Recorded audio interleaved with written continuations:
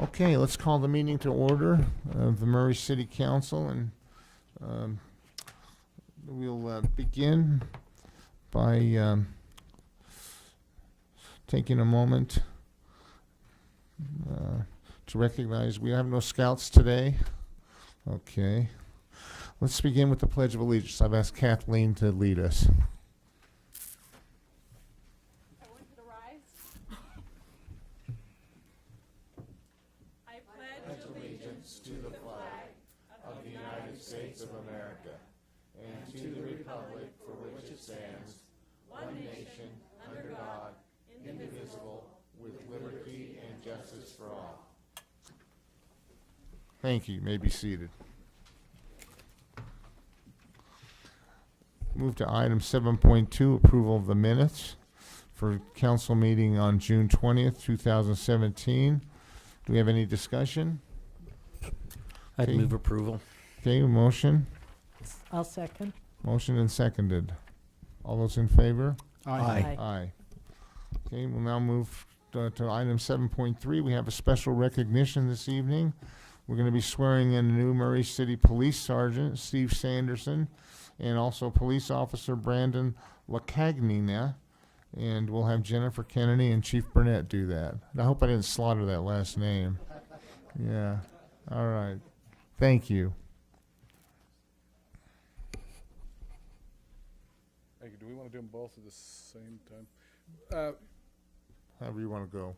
Great. Well, like Steve to come on up and Brandon, and it's always a good opportunity when we get to promote someone, and you know, we don't have a lot of that. It's you know, but we're excited for Steve. Steve's been with us for about 9 years. He's just a little background on him. He's worked a lot of different areas in the police department.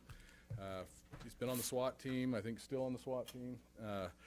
He's our less lethal instructor, so he's the guy he's the taser guy. The guy to watch out for. And he's been doing a lot of our field training up until just recently when we promoted him and made him a supervisor, and then he worked in narcotics for a few years. So yeah, he's done a lot with the department. We're excited for him. He's a good, solid member of the police department, and I think this is a great opportunity for him, and we look forward to a lot of good things with him. And then Brandon Lacanina is one of our newer officers, or our newest.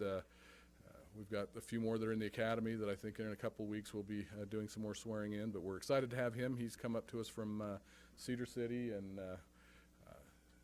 we're ready to put him to work, and he's excited to be here and be part of Murray. You know, it's a good department, a good city, and good city to work for, and a good city to work in, and I think you'll find that this is a good place for him. So let's do the swearing in if you guys want to. Yep. Yep. you first. Raise your right hand and repeat me. I state your name. I, Steve Sanderson, Do solemnly swear do solemnly swear to support, obey, and defend to support, obey, and defend the Constitution of the United States the Constitution of the United States and the Constitution of the State of Utah, and the Constitution of the State of Utah, and perform the duties of my office and the duties of my office as a Murray City Police Sergeant. as a Murray City Police Sergeant.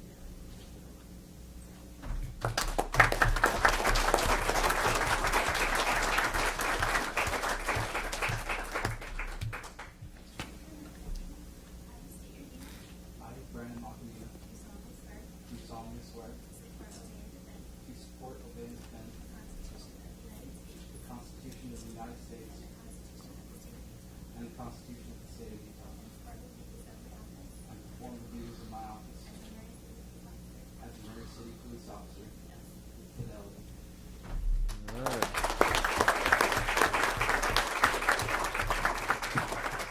So why don't you both come up to the front and have your badges pinned on, and then before you sit down, if you wouldn't mind just kind of introducing your support staff that come with you.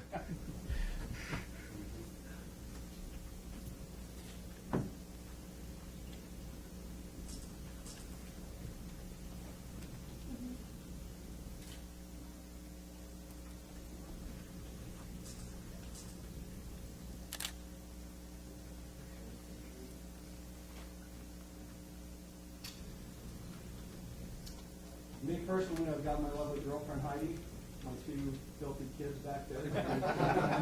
My brother Jeff, who's a UPD officer. My sister-in-law Elena, Brian Blyden, who's also a cop here. Wendy, and my friend Pete back there as well. All right.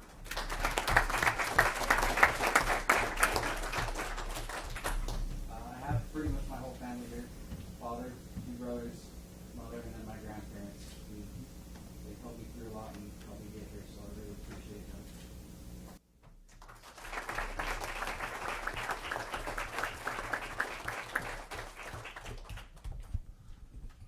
Okay, that completes the special recognition, and if you would like, you can leave now. You don't have to stay for the rest of the meeting. It's totally excusable. Yeah.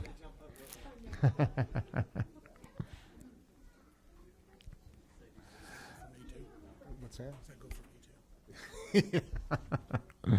I want to take a moment and recognize our guest from the Salt Lake County Council this evening, Amy Winder Newton. If you'll just raise your hand over there, Amy. Nice to have one of our council members attend. With that, we'll move on to the citizen comment portion of our meeting. Comments are limited to 3 minutes, and we'll begin now. Just come to the podium and state your name and where you live, so we can get that on the minutes.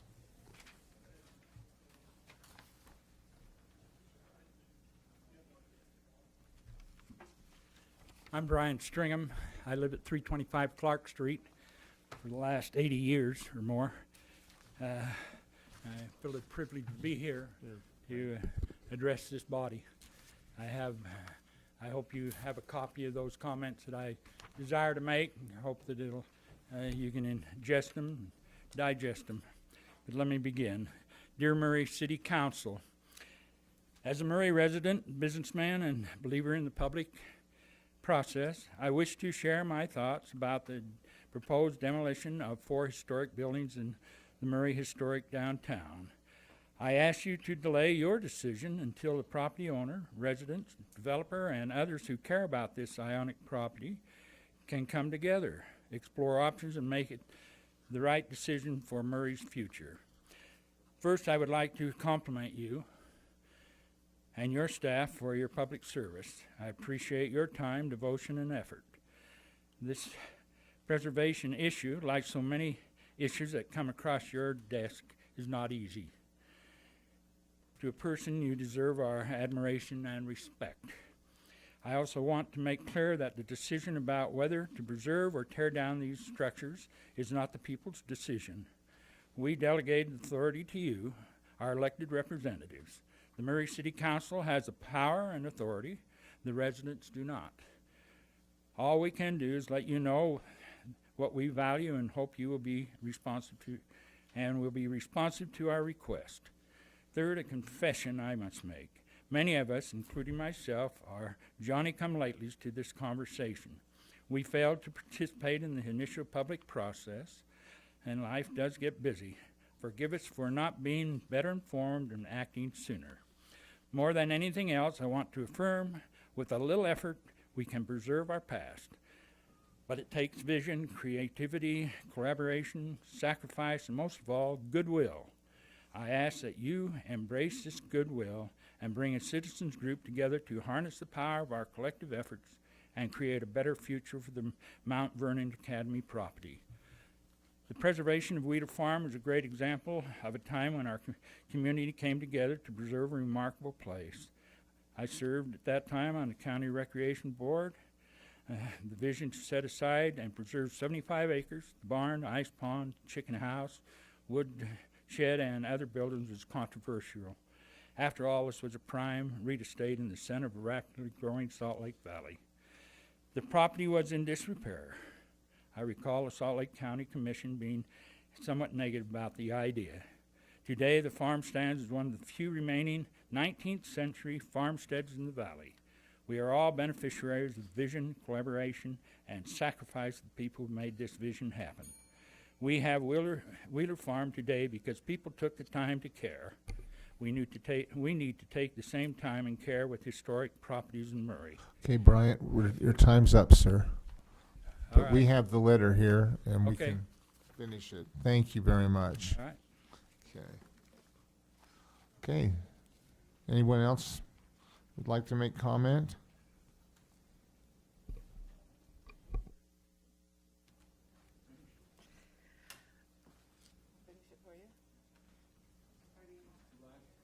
Okay. Yeah, that's a My good name idea. is Janice Thank you. Strobel. I live at 4912 Wasatch Street, a home that was built in 1908. So I definitely have a close feeling for what we hold on to that has been in our history. In any community, businesses come and go. There are hundreds of businesses that are part of Murray's history that nobody even remembers. But people remember their heritage. They remember their experiences. We value our city's architectural inheritance. And this is Bryce speaking. I've asked myself the question, what should we do with this property? The honest answer is, I don't know. I do know that because we care, with more time and effort, we can figure that out. Murray has several things going for it. We have money. The economy is in its 8th year of expansion. Motor vehicle sales have been brisk. The Fashion Place Mall continues to be the highest grossing mall in the state. I'm confident we can find the money for the things we value. We have an engaged citizenry. People of goodwill are raising their hands and saying, let us be part of the solution. We are ready to help create the vision, find answers to the financing, and to help honor our past. So I respectfully ask you to delay this decision until we come together as a community and put our best thinking forward on how to proceed. I ask that you form a citizen group to work with the property owner and the developer to consider a better path forward. I ask that you give us the time to show how much we care and help you make the right decision. We get one chance to get this right. Let's harness the goodwill in our community and find a way to preserve our past and develop a prosperous future. I conclude with Bry's comments, and I'll continue. You know, it's a great month. July is a month of heritage. We honor our nation. We honor this state, we honor our pioneers that settled this valley, and many of those are part of what began our city. It's been only a short 3.5 months since I first learned of the desired development for Mount Vernon Academy and the surrounding property on Vine and Jones Court. And during this time, I have discovered a whole lot about historic preservation. And I'm still a baby in understanding it.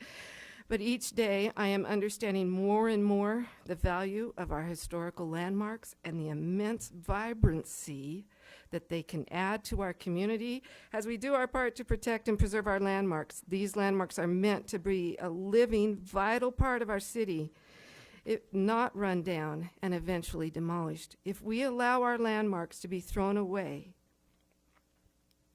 we lose what makes Murray, Murray. So the MCCD was created just a mere 6 years ago with the thought of how to draw business to our historic downtown and return to more vibrancy. Sadly, the MCCD does not adequately address how to encourage wanted development, to incorporate our amazing historical buildings into their developments. Offering tax incentives is just one powerful way we can let developers know we do care about our historical landmarks. Okay, your time's up. Thank you. Thank you.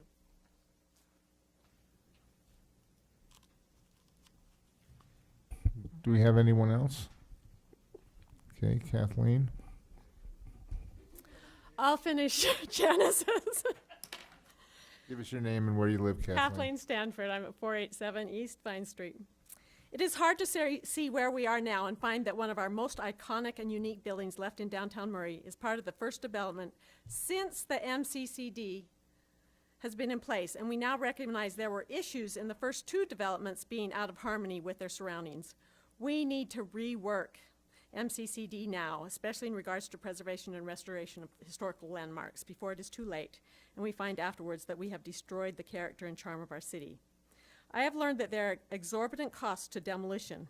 Building green is a huge push today. In fact, the city has LEED requirements for their own building, and to encourage developers to build LEEDs. We can play a big part in building green when we encourage preservation and find ways to bring our older buildings into a richer life. Multiple times a day, I drive by Mount Vernon and the amazing tower. I appreciate what that tower adds to our skyline against the mountains. I feel encouraged knowing what the future brings. I know we can come together, citizens, Murray City, developers, and landowners, to create what will be of lasting value to our community. I ask for that chance to preserve Murray and incorporate our heritage in what will serve our community for the next 110 years and beyond. I just had a couple of thoughts. I was looking into some studies. So this is me speaking, not Janice anymore. Looking into some studies. Studies have shown that students in rooms illuminated by natural light are test scores are 18 to 26% higher than test scores of students in rooms illuminated by artificial light. Studies at the University of Illinois show that employees had better scores on their overall health if they worked in an environment with natural light. Studies with patients in assisted living centers have shown that exposure to natural light during the day results in better sleep, less depression, and improvements in symptoms of dementia. Light therapy has been shown to be an excellent non-pharmaceutical option for elderly adults. A couple of weeks ago, I attended a service at First Presbyterian Church in downtown Salt Lake City. I loved sitting in that sanctuary while sunlight streamed in the stained glass windows in that beautiful space. The proposed assisted living facility could have that same kind of beautiful space. We believe that restoring the Murray First Ward, Mount Vernon Academy, as part of the proposed development or separate could be utilized by those residents, average age 86, who could have access to a large, beautiful, windowed space full of natural light where they could spend time. That building could be such an asset for that assisted living facility, and it could be a win situation for everyone, the developers, our city, the residents, the Lamsons, to restore that building as part of the assisted living facility or as part of a community where those residents have access. Thank you so much. Thank you, Kathleen. Do we have anyone else that would like to share?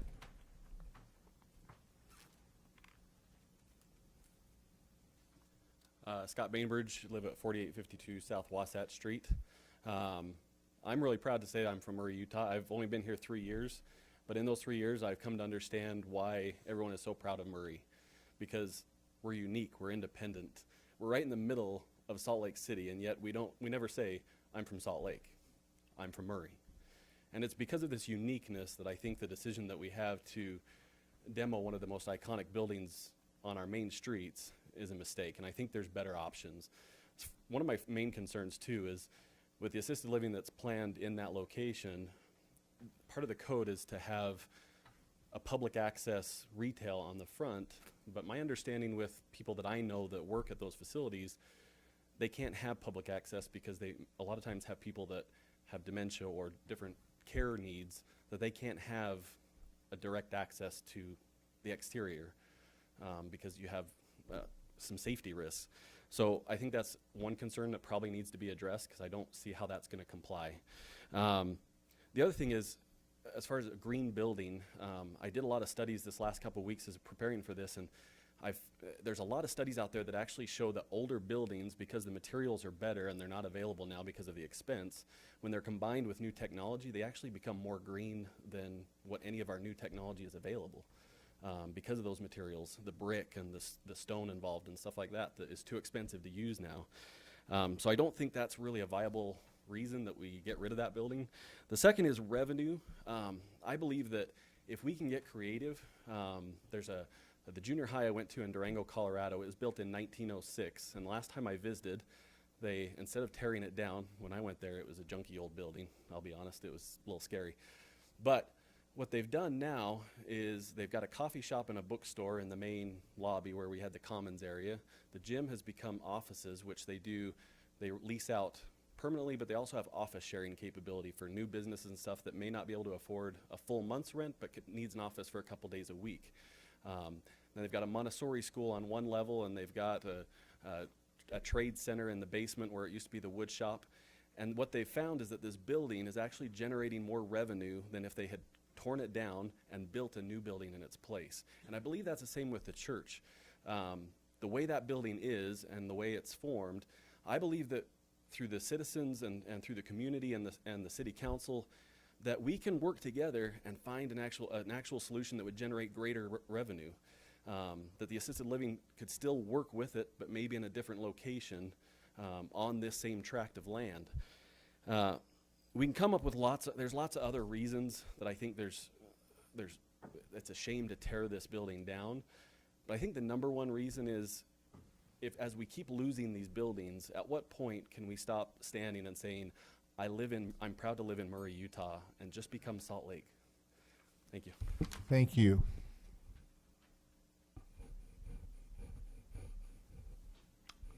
Any others would like to speak?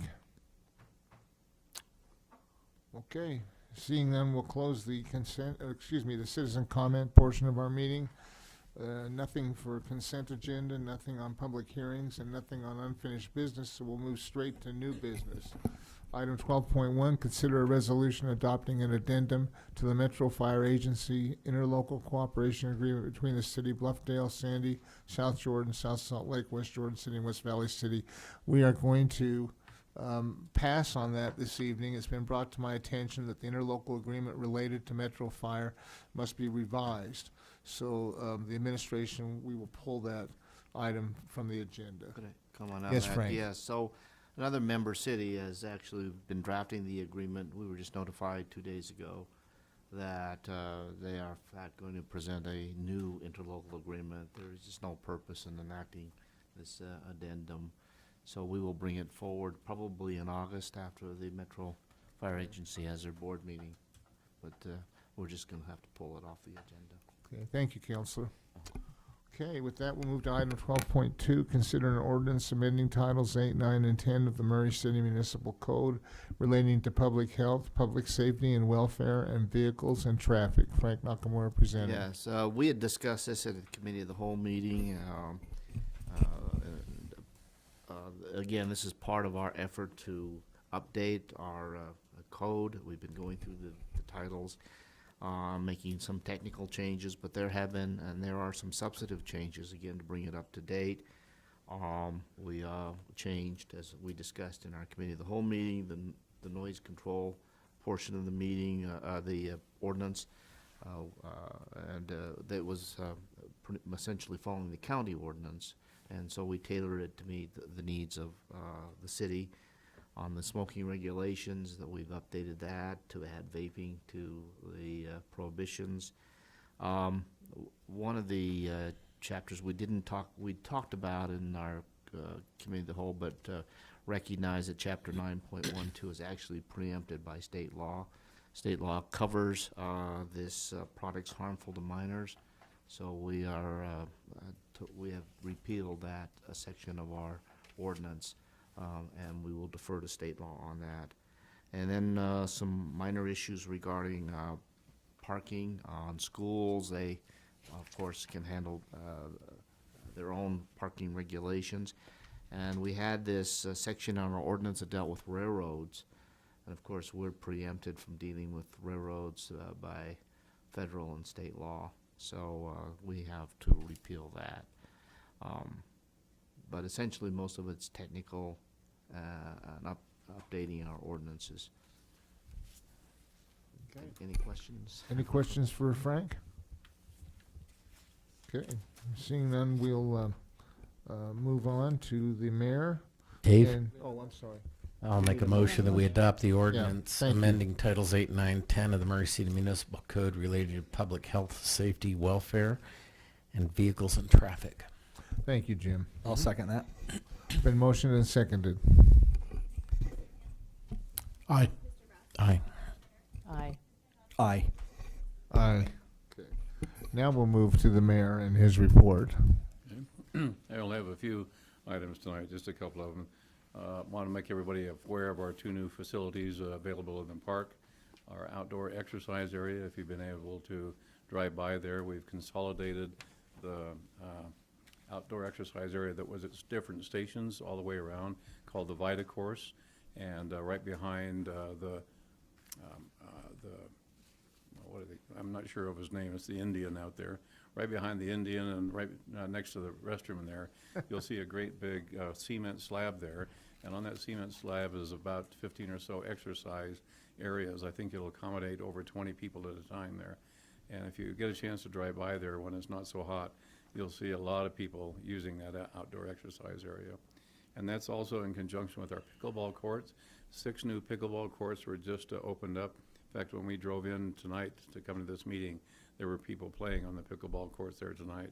And the nice thing about that is, from this building here, you can walk right across the street, right over this really nice entrance area, and right through the center of the pickleball courts, 3 on each side, and over a beautiful bridge right into the park. And so it gives you a great access right into the park either way. And so we're really happy that those things are completed and that people are using them. The next thing I'd like to bring to everybody's attention is this Friday at 9 o'clock is our last movie in the park, and it's going to be Moana.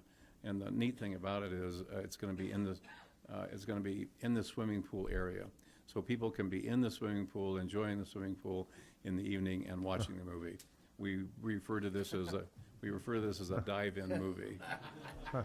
So please tell your kids to do this. My daughter, I know, is so excited about having her kids come to this that she's put it on her Facebook page and everything, and invited all of her friends to come out to the dive-in movie at Murray. So that'll be fun. And then the last thing I'd like to bring up is something that Jennifer Lopez brought up in our last meeting as well, in the previous meeting, and that's the Murray Chamber has their honorary chamber membership luncheon on August the 3rd from 11:30 to 1 o'clock at the Cottonwood Club.